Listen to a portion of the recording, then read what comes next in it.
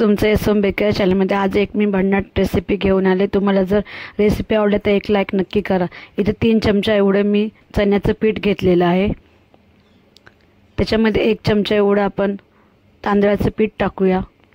ही recipe जेवढी बनवायला झटपट होती तेवढी खायला पण खूप टेस्टी लागते। याच्यामध्ये पाव चमचा एवढं आपण हळद टाकूया। अर्धा चमचा इथे मी लाल तिखट टाकलेला आहे। पाव चमचा इथे मी धने पावडर, पाव चमचा इथे जिरा पावडर, चवीनुसार मीठ टाकूया आणि 1 चमचा इथे मी सफेद तीळ टाकलेले आहेत। इथे पाव चमचा हातावरती ओवा घेतलेला आहे, तो आपण क्रश करून टाकूया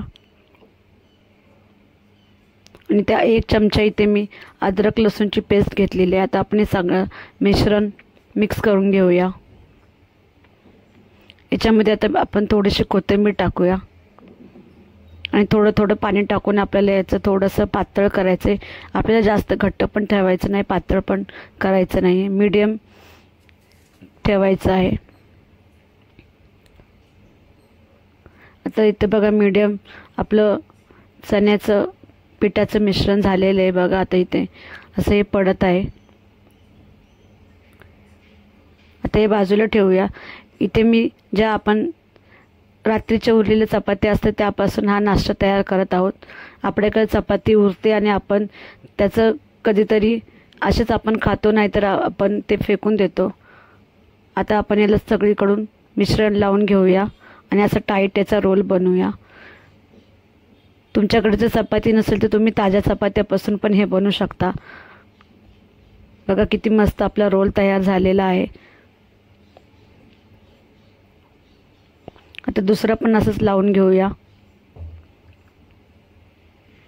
मुलं तर हे खूप आवडीने खातील, तुम्ही ही रेसिपी एकदा नक्की ट्राय करा। आता दुसरा पण रोल आपण बनवून घेऊया।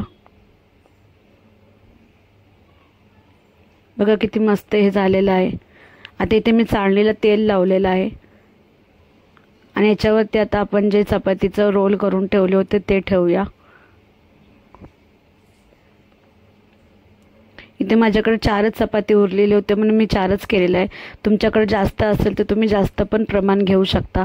आता इथे मी पाणी वाफवत ठेवले होतं कढईमध्ये। आता याच्यावरती चाळणी ठेवूया आणि झाकून आपल्याला इथे मीडियम गॅसवरती 10 मिनिटं आपण वाफवून घ्यायचं आहे। चपाती तर आपल्याला वाफलेलीच आहे, फक्त आपल्याला मिश्रण थोडंसं वाफवायचं आहे, कारण ते आपण पातळच लावलं होतं म्हणून ते 10 मिनिटामध्ये चांगलं वाफलं जातं। आता याला बाजूला ठेवूया आणि 10 मिनिटं आपण याला थंड करून घेऊया।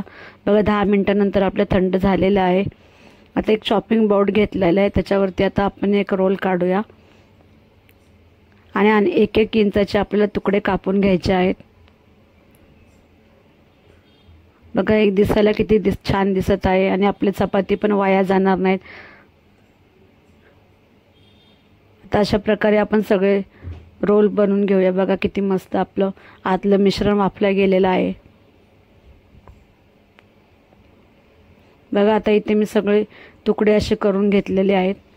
आता इथे तेल मी गरम करत ठेवलेले आता मीडियम गॅसवरती।